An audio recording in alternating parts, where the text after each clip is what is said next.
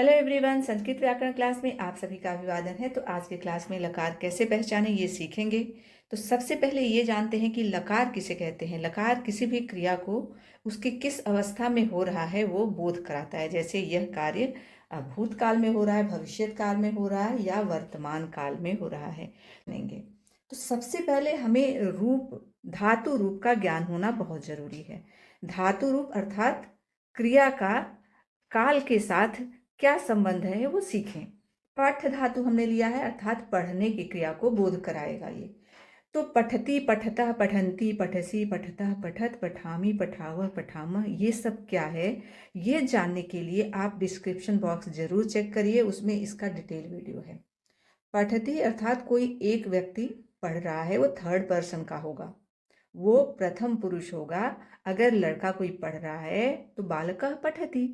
अभी पठती, ये ती देख के आपको ये समझना है कि ये लट लकार है। लट लकार में कोई एक है और वो थर्ड पर्सन प्रथम पुरुष है, तो उसके क्रिया में ती होगा। दो लड़के पढ़ रहे हैं तो बालकौ पठतः, बहुत सारे पढ़ रहे हैं तो बालकाः पठन्ति। लेकिन जो हमारा कर्ता है वो सब प्रथम पुरुष का होगा। अभी मध्यम पुरुष में सी, थ और थ, ये देख के हमें समझना है कि ये लट लकार है। लेकिन ये किसके साथ आता है? मध्यम पुरुष अर्थात तुम पढ़ते हो तो त्वम पठसी, तुम दोनों पढ़ते हो तो युवाम पठतः, तुम सभी पढ़ते हो तो यूयम पठत। तो लकार देखने के लिए हमें अपने कर्ता को नहीं देखना है, सिर्फ क्रिया को देखना है कि ती तह अंति है, सी थह थ है और मी वह मह है, तो वो हमारा लट लकार है। ये देख के हम पहचानेंगे। जैसे उत्तम पुरुष है तो उत्तम पुरुष किसके लिए होता है? मैं, हम दोनों और हम सब, ये कर्ता होता है, उसके साथ ये प्रयोग किया जाता है। अहम पठामी, मैं पढ़ता हूँ, तो अहम और मैं अकेला हूं तो यहाँ पे पठामी, हम दोनों पढ़ते हैं तो आवाम पठावा, हम सभी पढ़ते हैं तो वयम पठामा। तो लकार जानने के लिए अगर किसी पूरे वाक्य में आपको पठामा दिख रहा है अर्थात वो लट लकार का ही है, लेकिन उत्तम पुरुष बहुवचन के साथ है।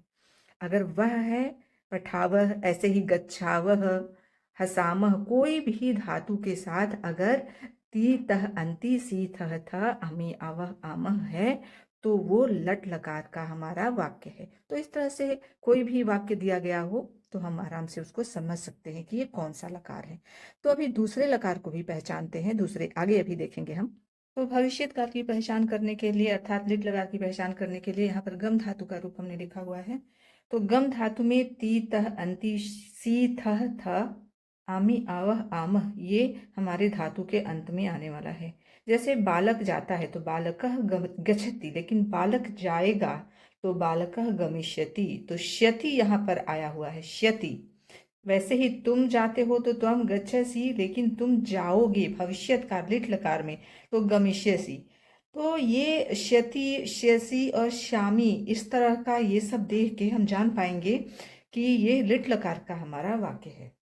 तो पहचानने में बिल्कुल चूक नहीं होगी, क्योंकि हमें इसका पूरा कॉन्सेप्ट पता है कि धातु के अंत में ती तह अंति ये तो हमारे लट लकार में आता है, लेकिन श्यति, श्यतः, श्यन्ति, श्यसि, श्यथः, श्यथ, श्यामी, श्यावः, श्यामः, ऐसे हमारा वाक्य के अंत में होगा। बालकः गमिष्यति तो ये हमारा लिट लकार है, गमिष्यसि तो ये लिट लकार है, गमिष्यामि ये भी लिट लकार है। लेकिन ये सब हमारे एक वचन के कर्ता के लिए है। अगर द्विवचन में आएगा तो श्यतः, श्यथः, श्यावः, ऐसे इसका यहाँ पर प्रयोग होगा।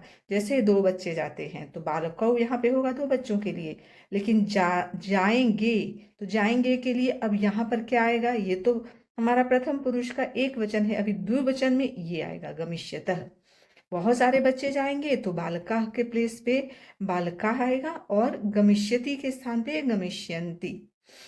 फिर तुम जाओगे, तुम दोनों जाओगे, तो तुम दोनों के लिए यहाँ पे युवाम होगा और जाओगे के लिए ये होगा द्विवचन, मध्यम पुरुष द्विवचन में गमिष्यत है। तुम सभी जाओगे तो यूयम तुम सभी के लिए, और गमिष्यत ये तुम सभी जाओगे, जाओगे के लिए ये प्रयोग होगा। तो सिर्फ हमें ये रूप याद होने से पता चल जाएगा कि हमारा ये कौन सा लकार का हमारा क्रिया है। अभी और भी कुछ रूप के बारे में जाने, कुछ और भी लकार समझते हैं आगे के वीडियो में। तो अभी वाक्य में लंग लकार कैसे पहचानेंगे? लंग लकार अर्थात भूतकाल, जो बीत गया है। तो पहले तो धातु रूप हम सीखें, इसमें भी हम गम धातु का ही रूप लिखे हुए हैं। अगच्छत अगच्छताम अगच्छन, अगच्छा अगच्छतम अगच्छत, अगच्छम अगच्छाव अगच्छाम। तो अभी आपको धातु में सबसे पहले तो अ लिखा हुआ होगा। पहले क्या था, लट लकार में गच्छति गच्छता, उसमें अ नहीं था, यहाँ पे अ का प्रयोग है। और यहाँ पर अंत में त, ताम, अन, अह, तम, त, म, आव, आम, ये सब चीजें इसके क्रिया के अंत में है। क्या है, अ पहले लगेगा, फिर बाद में ये सब चीजें याद रखने का है। जैसे कि पहले गच्छति था, अभी ती के प्लेस पे त है और यहाँ पे अ लग गया है। तो ये हमारा लंग लकार की पहचान करने में बहुत ही हेल्पफुल होने वाला है ये सब ट्रिक्स। अगछत, तो इसका प्रयोग कहाँ होगा, तो ये प्रथम पुरुष के एक वचन के साथ होगा। कोई भी तीसरा पर्सन, वह या बच्चा, कोई भी नाम किसी का, तो लड़का गया, बच्चा गया, तो बालकः अगच्छत, ये हमारा एक वचन है प्रथम पुरुष का। तो एक वचन वाला ही क्रिया यहाँ पे लगाएंगे। गया तो वहां पे भूतकाल है, भूतकाल के लिए अगच्छत। तो सबसे पहले तो ये देखना है कि ये किस अवस्था का हमारा वाक्य है, कौन सा लकार है इसमें, तो भूतकाल है। उसके बाद देखना है कि हमारा जो कर्ता है वो एक वचन में है, ये द्विवचन में है, बहुवचन में है, और किस पुरुष का है। तो यहाँ पर ये प्रथम पुरुष का एक वचन का है, वैसे ही प्रथम पुरुष एक वचन का हमारा पर क्रिया का प्रयोग करेंगे, वो भी लकार गया तो लंग लकार का प्रयोग करेंगे। तो लंग लकार, इसे देखते ही पता चल जाएगा कि ये वाक्य हमारा लंग लकार का है। हमें कर्ता नहीं देखना है, क्रिया में ही पता चलेगा, क्योंकि अ लगा हुआ है और यहाँ पर त लगा हुआ है।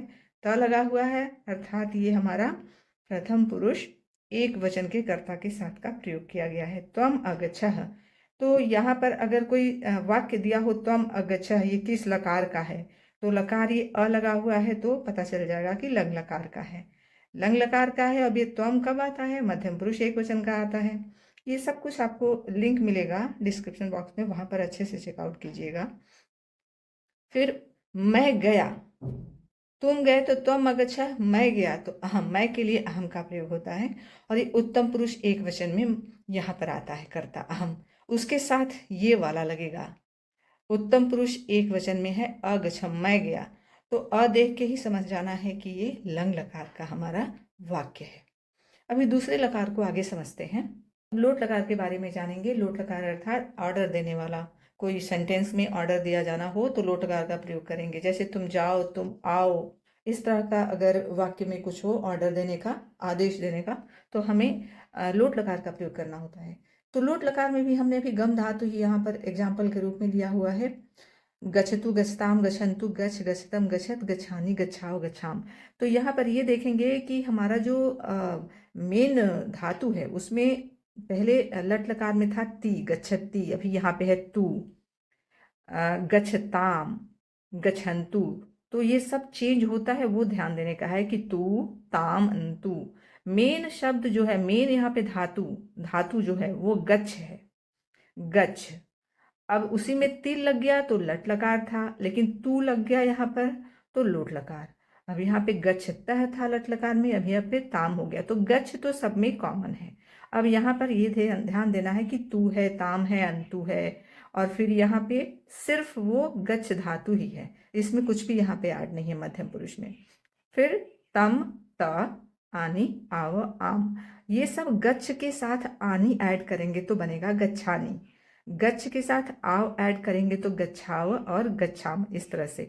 तो किसी भी सेंटेंस में, वाक्य में अगर दिया हो, जैसे कि रामः गच्छतु, तो तू देख के हमें समझ जाना है कि ये लोट लकार का वाक्य है। तो जब तक ये सब रूप याद करेंगे तभी हमको अच्छे से पता चल पाएगा ये सब।